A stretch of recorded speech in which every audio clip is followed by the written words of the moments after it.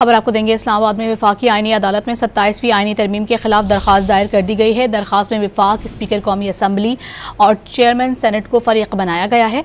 दरखास्त में कहा गया है कि तरमीम का मुल्क में ज़ेर इल्तिवा आम साइलिन के 25 लाख मुकदमात से ताल्लुक नहीं है। मजीद जानते हैं, डॉन न्यूज़ के नुमाइंदे उमर मेहताब बरनी हमारे साथ मौजूद हैं। उमर, मजीद क्या तफसीलात बताएंगे आप?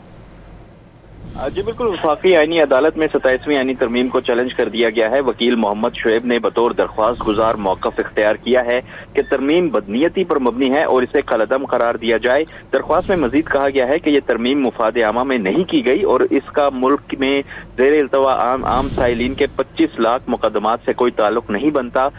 मुतवाज़ी निज़ाम इंसाफ अवाम के मुफाद में नहीं है। दरख्वास्त में वफाक, स्पीकर कौमी असम्बली और चेयरमैन सेनेट को फरीक बनाया गया है। जी बहुत शुक्रिया आपका उमर।